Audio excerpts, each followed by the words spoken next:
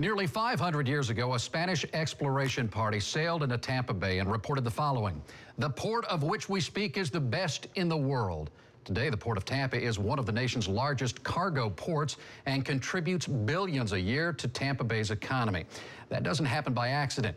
Tonight, the man at the helm shows us how the port operates and how it's changing to compete in a global economy.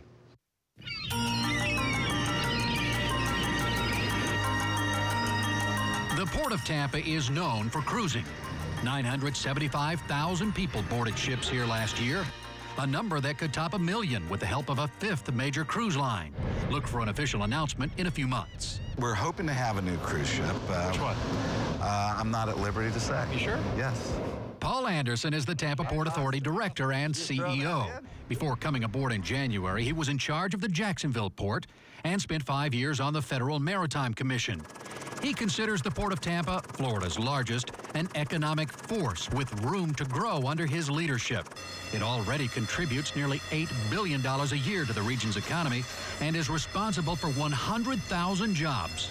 I have a big responsibility to create jobs and be an economic developer and to operate this like a business, even though we have some public agency feel to it. Anderson compares the port to a shopping mall. We lease to the tenants. We're a landlord, basically. We don't operate. But our job is to find good tenants that bring good business, and then they employ all the people.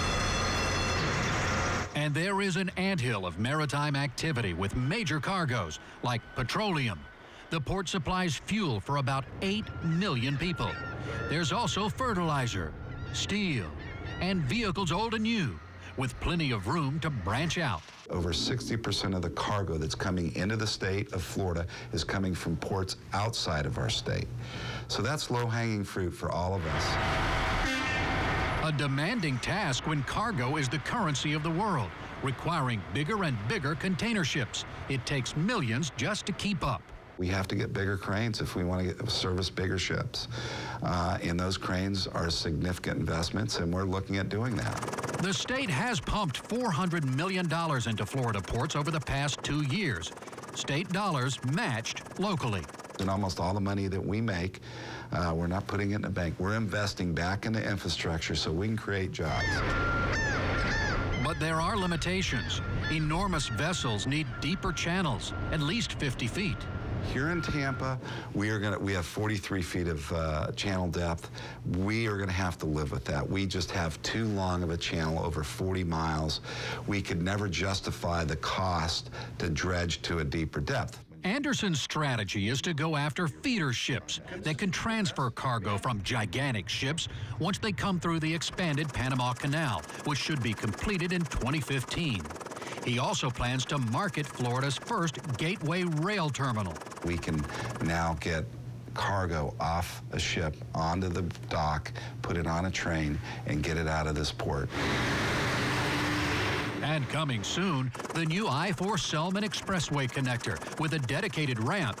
No more stoplights. I can now offload cargo, put it on a truck, and get right on the interstate and go to Orlando, which is one of the plum markets that has been underserved for particularly Florida ports. One more note about the cruise business. If Anderson wants to promote smooth sailing ahead, he'll need to chart a new course. Just like cargo ships, cruise ships are also growing in size. Anderson says they're looking at ways to accommodate these super-sized ships, and that could include using land on the other side of the Skyway Bridge. The options are you would build a terminal on the other side of the bridge. You might look at doing a channel that goes around the bridge and doing a drawbridge on where you don't have the Skyway. We're looking at options. Looking at options and creating opportunities. It's what you do when you're at the helm, navigating a sea change in the global maritime industry. And there could be another big change in the works. The new director wants a more regional-sounding name for the Port of Tampa. So if you have ideas, he'd like to hear them. And we have set up a link on WFLA.com where you can make your suggestions.